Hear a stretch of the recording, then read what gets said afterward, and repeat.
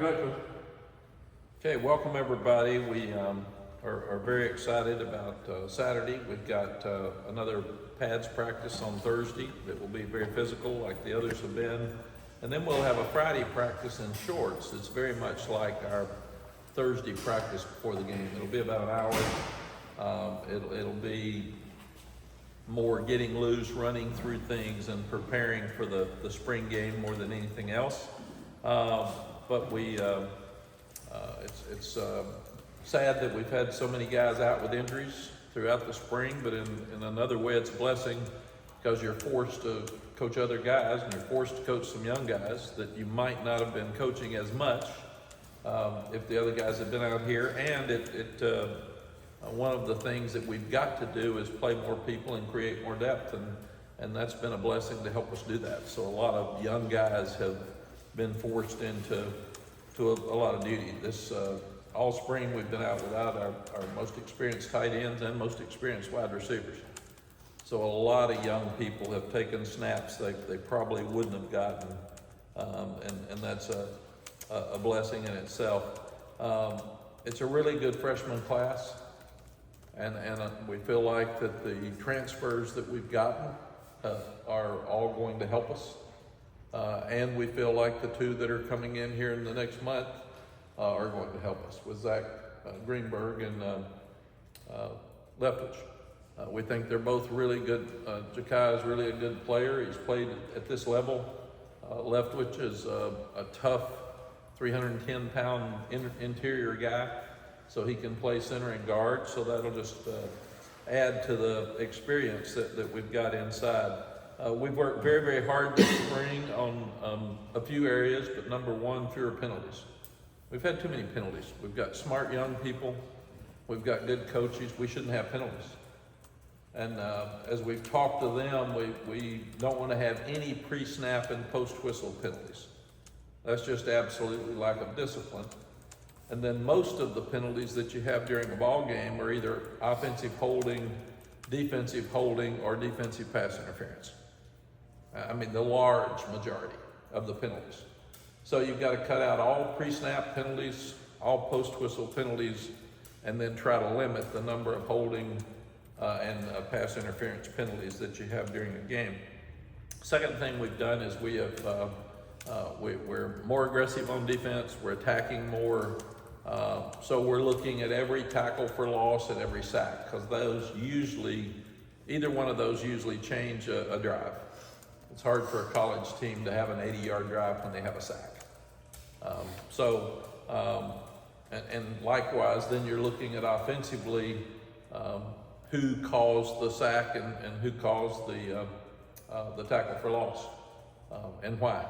Is it scheme? Is it the guy? Because we've had too many sacks, as we look at it as well. And then we've gone back and looked at every explosive play that we've had in the past, but also that we've had this spring. So why? How did we create the explosive play offensively? Who is it? What was the play? And also, why did we give it up on defense? Because that's another area that we've got to do better. And then we forced more turnovers this spring. That's good for the defense. Offense has got to take better care of the ball. But another area to help us win, and then special teams. We've always worked hard on special teams. We've done more live this spring than at any time that I've ever coached, because we've just got to get better and start winning games on special teams instead of being good on special teams, or as we were last year, poor on special teams. And then, as I said earlier in the press conference, the other thing is depth. We feel like we've gotten tired some at the end of games. We've gotten tired some at the end of the year. And we've just got to force ourselves to play more players. And we're working really, really hard to do that. We've had a very physical spring because we felt like there's so many young guys. They've got to play game speed this spring. They can't wait. And it has really helped. Offensively, we've tweaked a few things. We've changed a little bit of who we are. Omarion is the guy right now, as Drake was the guy this time last year. But the quarterbacks have had a tremendous competition this spring. They've been supportive of each other. I feel like either one can go in and win games right now. So it is a real competition. And Connor's just gotten better with his passing part of it every day, and Max is a good player.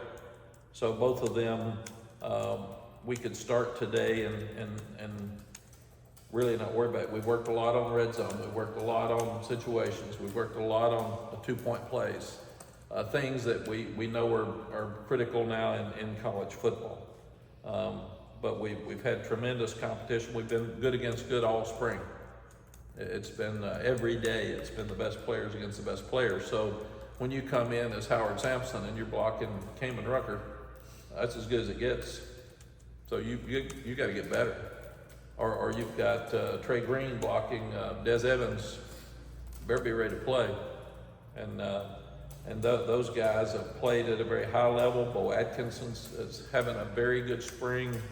The interior guys, we know what Jabari Ritzy can do. We know what Kevin Hester can do.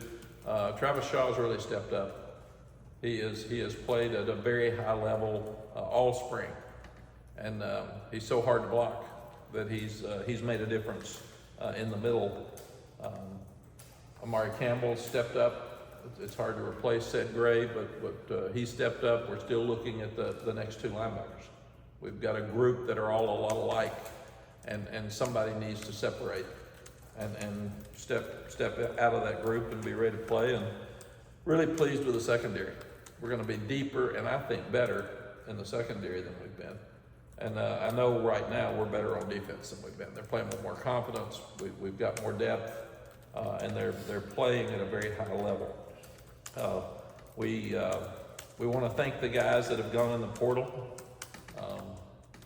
You're going to have that now with the landscape in college football. It's what we've got. We'll try to help each one of them get where they want to go and get where they can have more playing time. And then at the same time, we're looking for a defensive lineman in the portal. We're looking for a quarterback in the portal. And we're looking at a running back, offensive lineman, defensive back or linebacker. If one comes available, it's really good. And if they can upgrade our team, we would do that because we've got a number of spots that we can fill. So as is the case with everybody else, we're looking at the portal every day to see who goes in. And guys, we have people tracking everybody that comes in. Spring game is presented by Wegmans, and it'll be Saturday at 3 o'clock. At 1 o'clock, there's a fan fest for all the young people that want to come and have some fun from 1 to 3 before the game starts. It'll be at the Bell Tower at 1 o'clock. The parking is free. It's a free around campus, so if you want to check that out, you can go to gohills.com for garage options as you look at the best places to park for you. Weather looks unbelievable. I think it's going to be 80 degrees at kickoff with about 4 miles an hour wind. And we've had some bad rain on spring game days, so this is a blessing to have it like that. So you got 30 new guys on the roster. You got your quarterback competition. You've got all those young receivers and defensive backs that are out there. You got new young linebackers, and we're going to turn them loose and let them go and have a game. We'll probably only do extra points and field goals as a kicking part of the game because we are limited on depth, and you've got 80-degree weather. So we don't want to have the guys running that much on a Saturday because we'd like to see them play and compete at a very high level. So we want everybody to come out and support them and watch them. They've worked really, really hard. This team's very similar in attitude to the team we had 2 years ago. People don't expect them to be very good, and they expect to be good. And they're kind of going under the radar because you lose Drake. You lose some really good players, and nobody's talking about us, and that's a good place to be. You got a lot to prove. So if you want a free Saturday to come and watch some football, not much else going on, come out and watch and help the guys, and that'd be fun for them as well. What this will do is we'll be looking at who can play, who evaluates. We will evaluate every player who increases their value. We want to walk out of this game and say, our goals for spring were these things. We accomplished these, we've still got to get these accomplished this spring, but this guy can play and we're going to put him in there. And we're going to put him on the blue team. We're going to put him on the white team. But they are determined. They've obviously given impressions for coaches throughout the spring. But who can you trust? Who can play at a high level? Who's going to change a game and who's going to win a game? Because that's what we're looking for. So there's a lot of excitement for Saturday, but there's a tremendous amount of pressure on the guys because this is important to them. This isn't a boring spring game where you can go out there and not work. We are actively looking at who can make us better. And we have told them that every day. You, all of us as coaches, what's our value? And what can we do to improve our value? You as players, what can you do? What is your value? And it's our job to tell you. We'll tell every one of them on Monday. We'll have exit interviews on Monday. Somebody asked me yesterday, do we think anybody else is going in the portal? No. I mean, may come up today and tell me. I could tell you no, and then somebody can come in after the game Saturday. I said last year the portal opened on spring game day. I told the coaches, if you walk by a guy at pregame meal and he doesn't look up and doesn't speak, he's gone. So it's just kind of the world that we're living in now. So what about questions? You mentioned what you're going to be looking at in the portal. You said quarterback. Is that a direct result of Tad leaving? And Yes. Are you looking for someone who could come in and has a few years that can provide depth, or are you looking for something else? Andrew, it's a great question, and this is a new world for all of us. We've had a long discussion about it after Tad told us he was leaving. You've got to have 4 quarterbacks, number one. So we need another one. And then you've got to see who's available. You've got 2 that are competing for a starting job. It gets confusing if somebody wants to come in and be the starter. Do you want a young one that's going to have a chance to grow and start? Usually if a guy's leaving, it's because he's not starting. So it's not an easy task to find somebody. So that's one of the things we're saying. We're looking. So if you're looking, call us and just see who's out there. So it's just kind of open. Whoever's out there, have conversations, and then eventually see how everything fits. It is. Chip and he's taking calls, and if some high school coach usually is the one that calls, and they have to be in the portal before we can even discuss it. But if somebody's in the portal and Chip knows them, then he would call them and just call out of the air, because the portal has their number on it. So you can pick up the phone and just call them. Say, I saw you were in the portal, are you interested? You also mentioned defensive line. You've talked about the need for depth, so that makes sense. Running back, you have some guys that can't stay healthy or are having trouble staying healthy. Is that sort of where that comes from? Yeah, so we've got to make sure running back, you can get depleted very quickly. And we've got 3, Caleb and Jordan have been hurt, so they're not available right now. Caleb will not play in the game again Saturday. So we've got to look hard at making sure that we've got 4 running backs that can play. Mack, just along those lines with the quarterback, how in the world do you navigate those conversations when obviously you're in the portal because you want a better opportunity or an opportunity to play, but it's clear you guys have quarterback 1A and quarterback 1B here. Like how in the world do you go about talking to someone like that knows there might be guys ahead of them? Yeah, Adam, it's a great question. You just have to be honest and say the 2 guys are doing well. So you would have to come in and compete for the job, but it's going to be hard because it's hard to coach 3 quarterbacks in the fall when you've got limited amount of time. So I think it's just all these things are things that haven't been discussed before, questions that haven't been asked before. So we're all learning, and we're learning about NIL, we're learning about transfer portal, we're learning how to handle things. And what we've tried to do with everybody is just be totally honest and say that these 2 guys are here, they're good players. If you want to come here, one of them has had a spring, they're ahead of you, they will probably start. If you want to come in and compete but have some patience, then we'd love to talk to you. You need to stay on the portal just a little bit more. We talked to you a few months ago. You discussed the collective and how it was getting good and you had some goals. Are you at a point now where there's a lot of dudes in the portal, ranging from star-type players on down?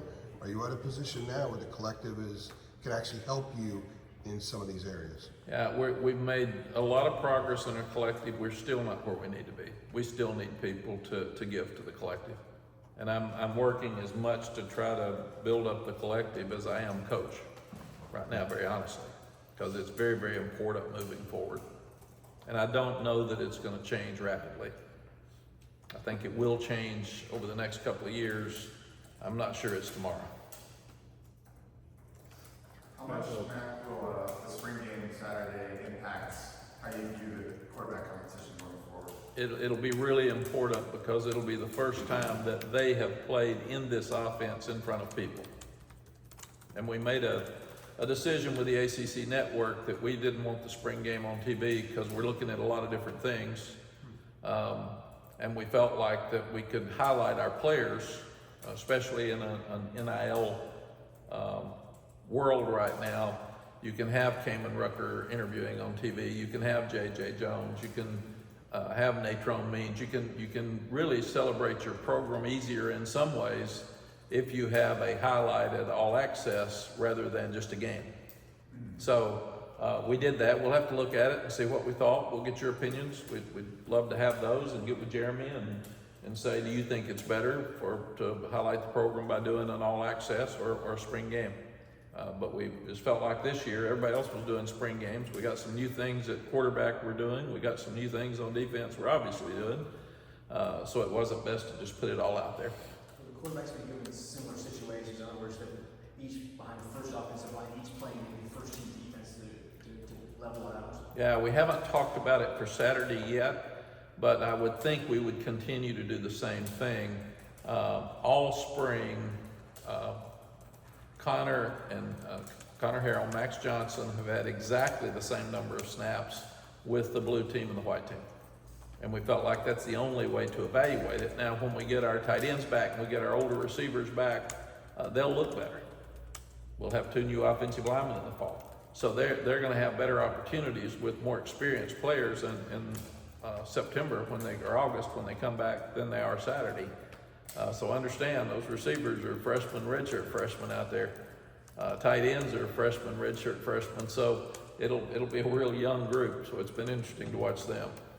And to go off of that, with those experienced guys like receiver and tight end kind of being out, how does it make it more difficult to kind of evaluate what the offense might look like next year, especially considering that you do have a couple guys at quarterback? Obviously, you mentioned Amarian's kind of like the guy right now, but I guess in the passing game, does it make it more difficult to kind of see like what you might have there, what that might look like? It's probably a weird answer in that it does and it doesn't, because we know what Bryson Nesbitt can do.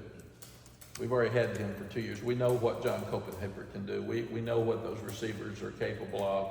So I think it's harder to evaluate the quarterbacks because they've got some inconsistent route runners because they're young more than it is for us. We know what's coming. And when you see Chris Culliver catch a 60-yard touchdown pass across the middle, you say, wow. You say, hey guys, y'all watching, better get well. Javari Green's gotten much better. Jordan Shipp and Alex Taylor have played beyond their years. So it's been fun to watch them, but I do think we've had to be really careful not to get mad at a quarterback when the route was wrong and he threw it right, or he had to hold it too long because they messed it up. And so we've pretty much said, throw that play out, that doesn't count. And then we worried some about their confidence because they're competing so hard. What happens if 3 young guys drop balls one day? Well, we don't count that against the quarterback. So I think it's been harder for the quarterback evaluation than it has the offensive, in general, evaluation of who we're going to be and who we are. Yeah, I was going to ask a little bit, like, does it kind of change the grading process, or it's less like completion and completion, more just like a mechanical thing, or just It like... does. Yeah. Chip is, and he's got Chip and Freddie and Clyde have coached a bunch of quarterbacks, so it's been good for them to evaluate them, and they each have an opinion. Lonnie Galloway played the position. He's our passing game coordinator. All of them have input. And right now, they would tell you that they feel good about both going into Saturday. So and that's not everybody says, well, you're going to say that to keep them here. It's really not. I mean, it's funny. We were discussing the other day, Sam probably had the lead going into fall, but Drake and Jacoby, Criswell were neck and neck leaving spring game. So this will be interesting to see how we feel walking out of the stadium on Saturday, because they both have a tremendous amount of pressure. I mean, they do. They know everybody's watching, and again, we'll see if we're just going to play them with blue team Saturday, or will we play them with blue and white, because Michael Merdinger would be the other quarterback. I guess a position group that you want to see do well on Saturday that might make the coaches feel, outside of quarterbacks, that might make the coaches feel better about that group.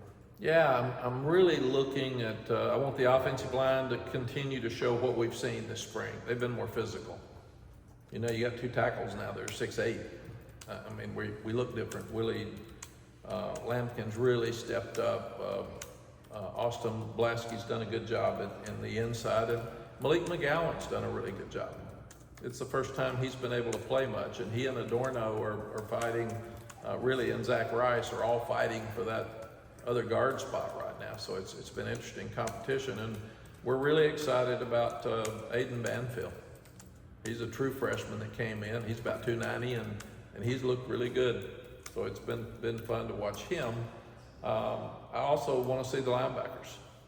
We've got Power, who's played a lot, Amari, who's played some, and then the other guys haven't played. So I want to see them play. That's why we got to tackle Saturday, and we've got to turn them loose, let them go. It's going to be like a game for them. We may take care of Omarion for some plays early in the game because he's been hit enough.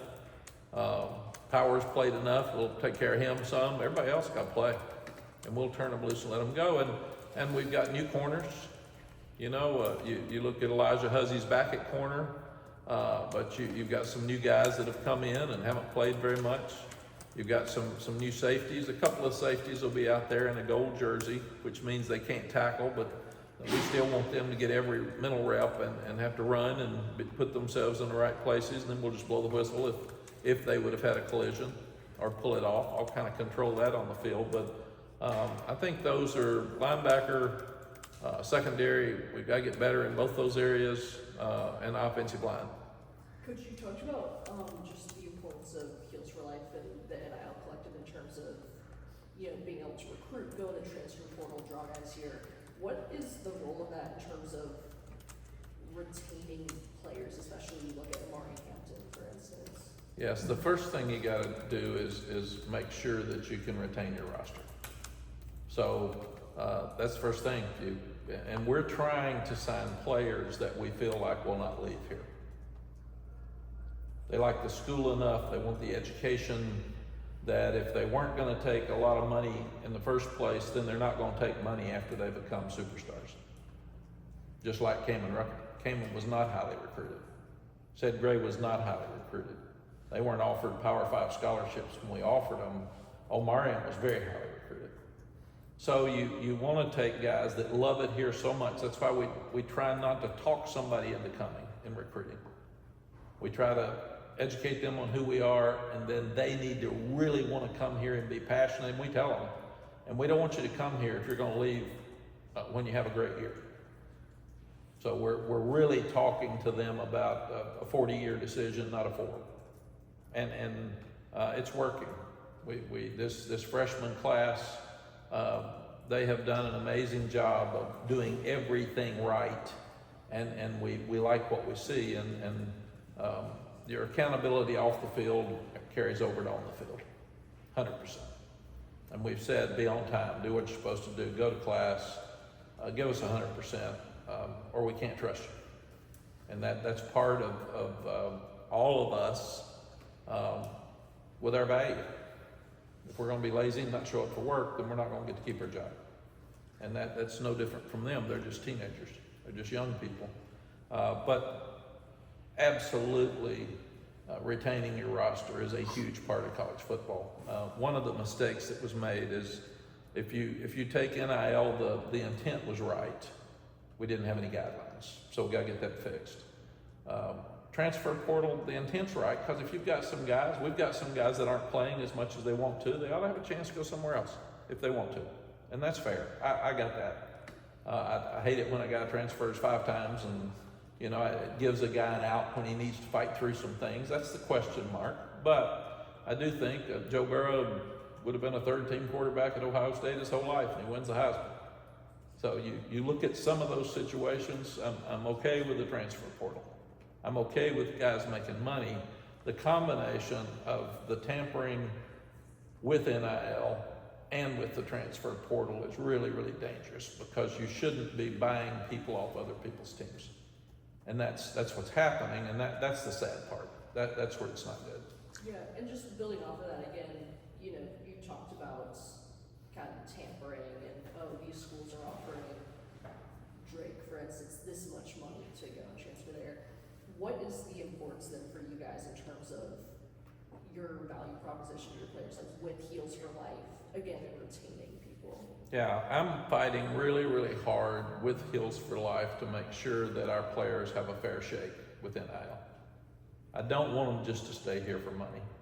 I don't want them just to come here for money. But I also think it's very unfair of us to ask them to compete and us not try to help them when the rules say we can help them.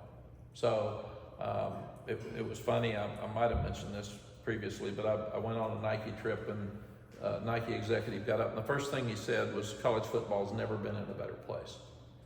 And it kind of took me back a little bit, and I was like,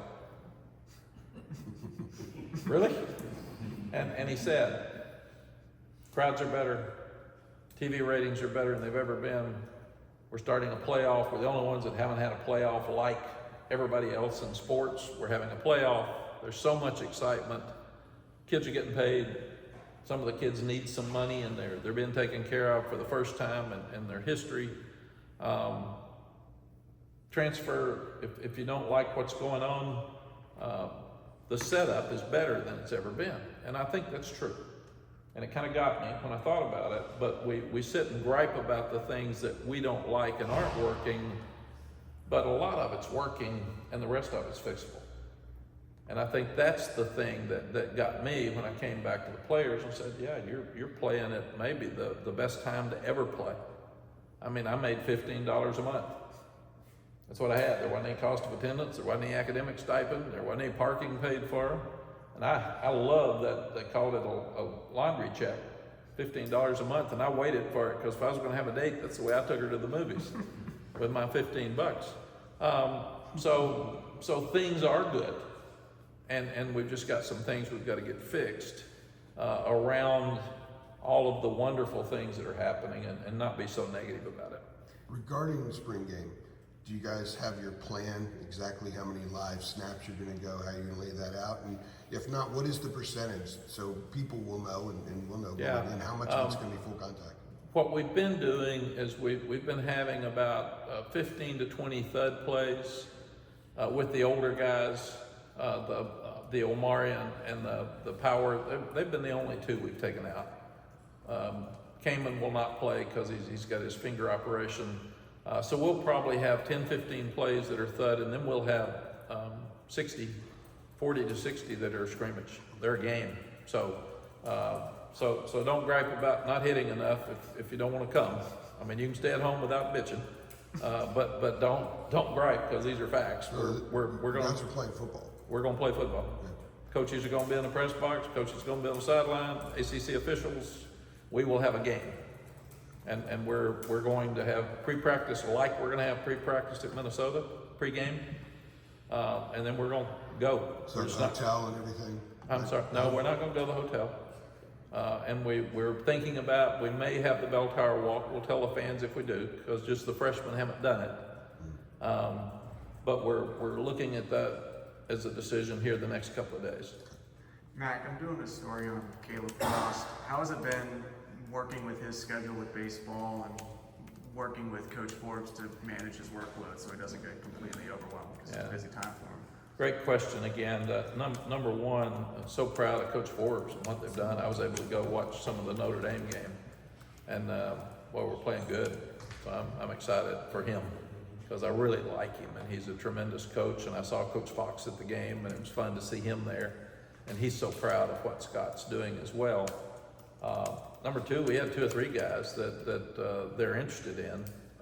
Timmy Lawson blew his knee out last year in high school, or he would have played, he probably would have stayed and been in high school this spring because he had a chance to win a state championship. But he's a guy that will probably play baseball in the future. And Vari Green's a really good baseball player, so he may look at it too. Our agreement with baseball is you have him in the spring.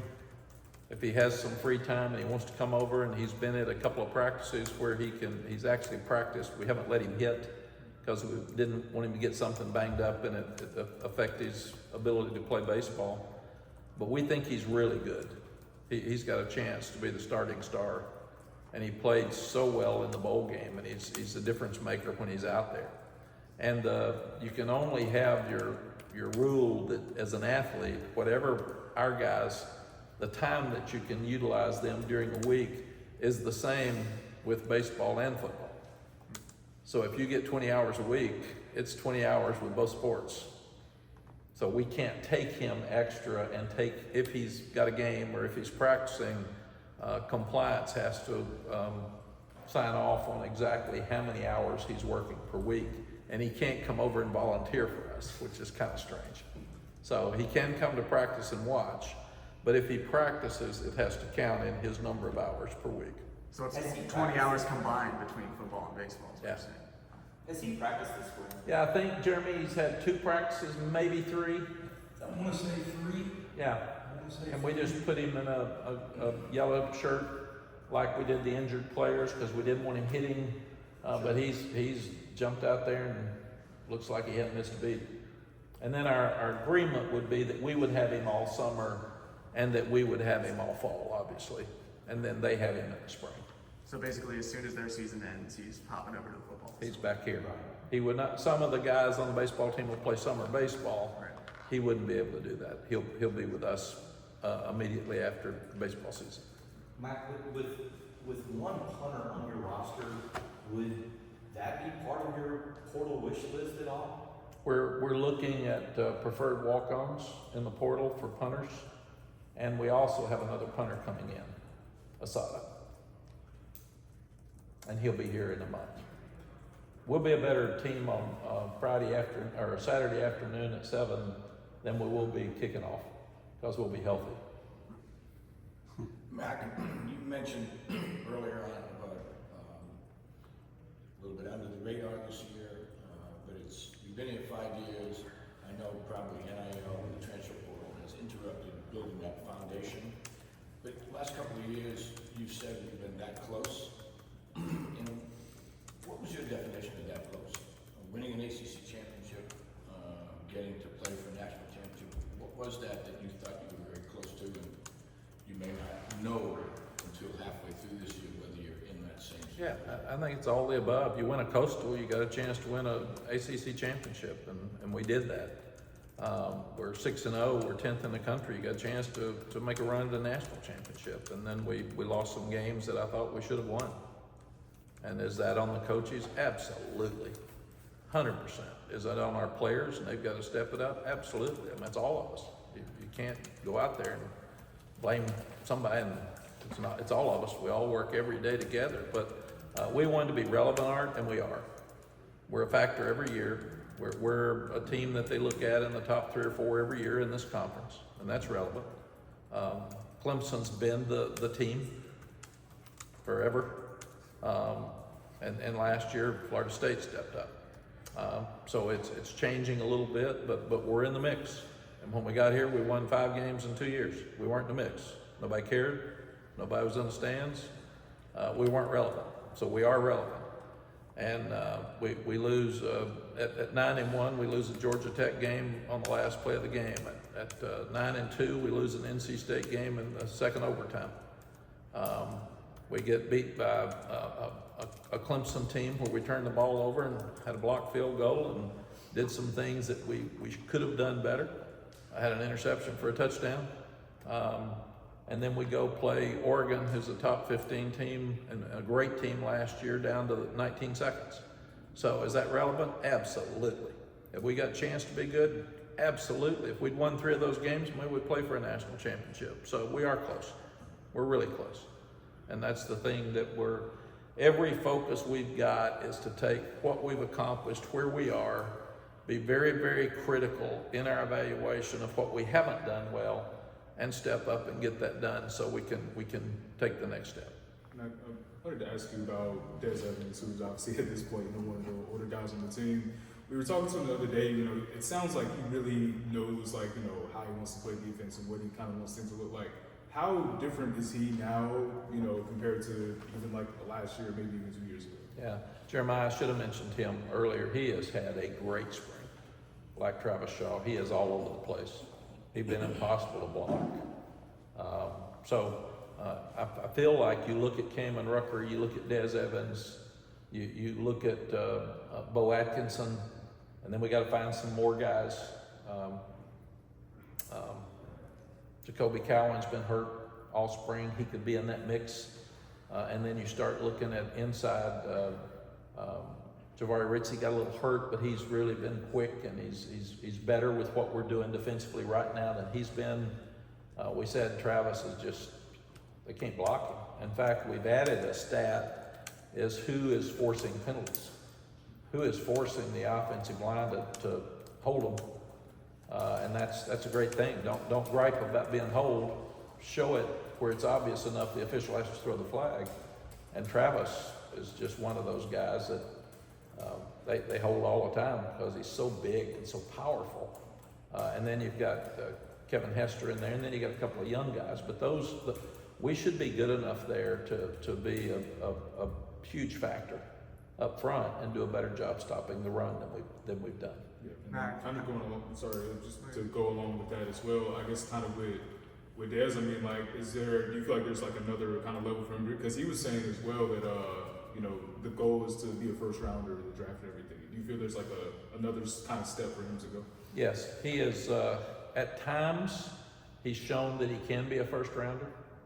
It hadn't been as consistent, and he was doing so well 2 years ago when he got hurt against Pitt, and that really set him back. And he missed spring, but he is showing evidence this spring that he can be a high draft choice. He's just got to do it all the time.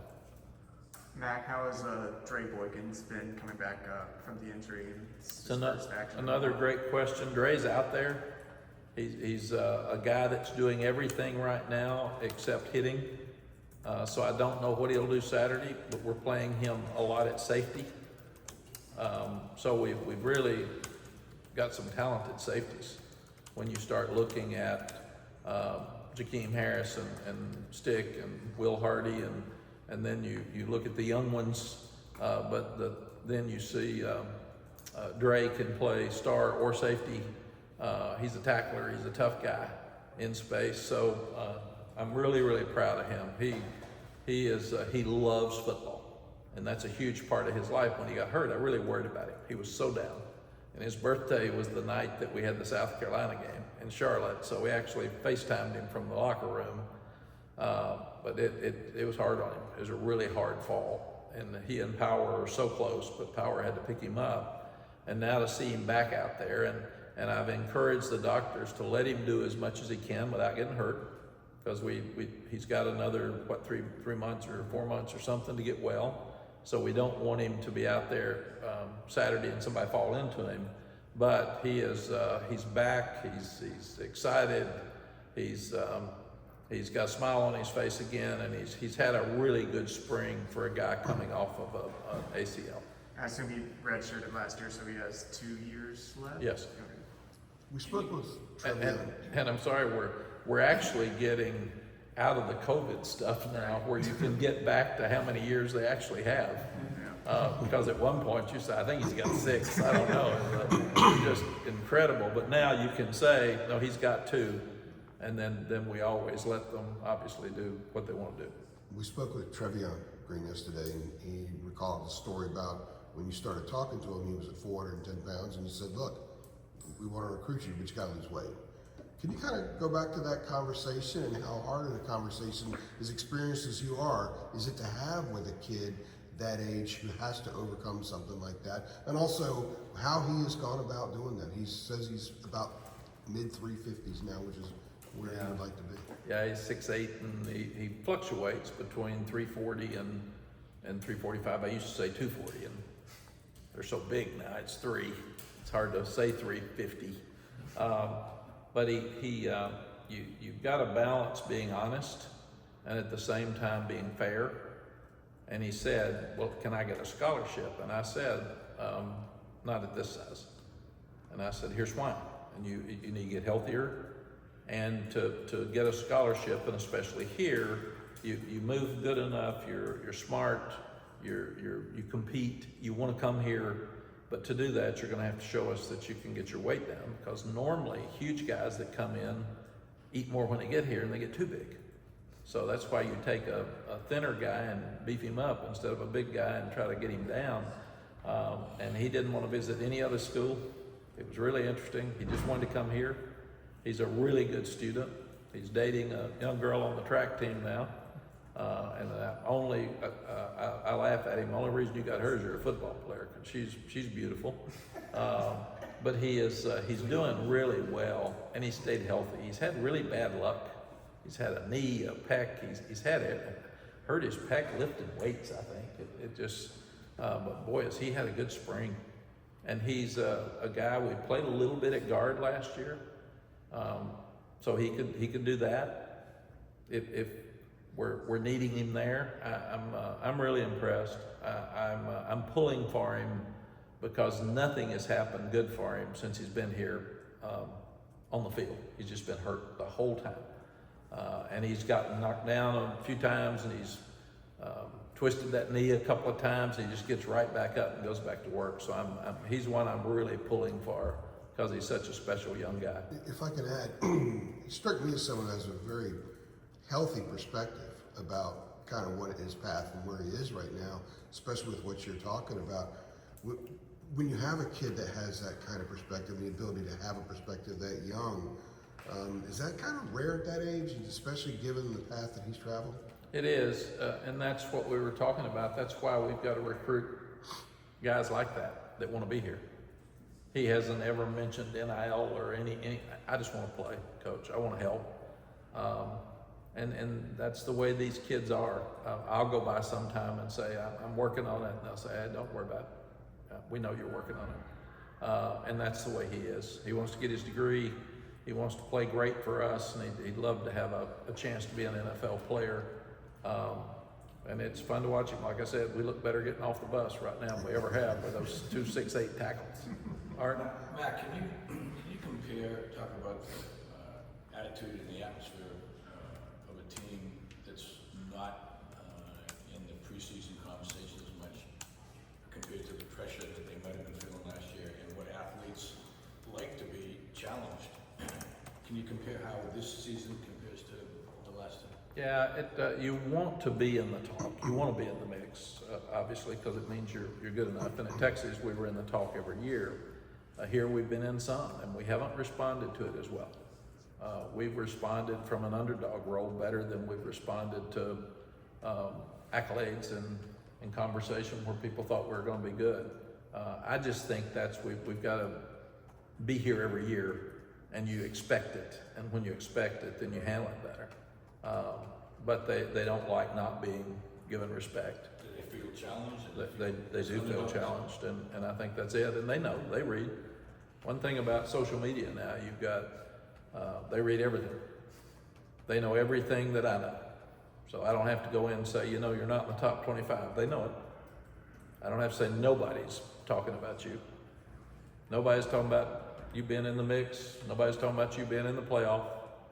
You are not mentioned. They know it. They see it all. And that's a positive thing with social media at the same time too. And most athletes are challenged by something. They are, and coaches. So. Mack, I know that you've talked a lot about Jeff Collins, his enthusiasm, his energy, just the overall aggressive approach and how that's been a breath of fresh air, I guess. But like along with that, in terms of like not too deep in the scheme, but in terms of the technical points with like the creativity with the way he disguises some of his pressures. You know, from what we've seen, it looks like a pretty cool deal. Like, have you been struck by just maybe creativity is the word I keep thinking. I don't know if that's the right word, but the way the disguises are set up and the way that, you know, it might look like somebody's coming here and they're really coming from over there, like that type of aspect of what he's doing with your defense? Yeah, I really have, because he's, you know, you hear him use the words chaos and mayhem, and that's who he is. He loves to draw things up in the dirt, and he really challenges himself to create problems for the offense, but be simple. And that's I was raised on look complicated and be simple. So that's where he and I fit exactly the same. He's I love energy from people. He's got as much energy every minute of every day. What you see when he's here is what he gets every minute of every day with all the players. And he's all inclusive. So he's got every staff member in there with him every minute. He's got every player. He knows every name. I'll see him at practice. I've very rarely ever seen a defensive coach do this. If an offensive player makes a great play, he'll sprint across the field to high-five him or chest bump him to say congratulations. What a play, man. You're making us better. I love that. So you love his energy, and I do think that the defensive team is gaining his confidence, and they're getting his energy. I watch all the interviews you all do with our players, because it's important that Jeremy and I help them after they get through, and I'm proud of them. But if we go back and evaluate it and talk to them about, I wouldn't have said this way next time. Learn from this and learn from that, because it's important. And all the defensive kids are talking about how much fun they're having, how much confidence they've got, and that helps me hear their voice when you ask them questions, and I know how they feel about our defense or our offense or our quarterback situation. So it's really helpful for me to sit and listen to them talk, because they're going to say what they think, and they're not going to think about it much. They're just going to put it out there. But they're playing at a very high level with high energy. Now, if you're a skeptic, which a lot of people are that watch, everybody can say, well, it's just a spring. It is. It's all he's got. I mean, I can't say how he's going to do it in the fall. But I like what I see out of our defense right now. And the other thing that's really interesting, we've got so much experience on offense. And when they come to me and I say, man, you haven't picked this up at all, they say, well, that's a problem now. It's disguised to a point. You'd have to have a game plan to do it. And we won't have a game plan Saturday. I mean, you just don't have game plans against yourself. But the offensive coaches said what he is doing is giving them fits. And that makes me feel good, because they're very experienced, and usually they're mad. He shouldn't be doing that in the spring. And they're saying, man, it's tough. It's good stuff. So that helps me as well. Anything else? All right. Thank you all. We'll see you Saturday. Okay. Appreciate it, Mack.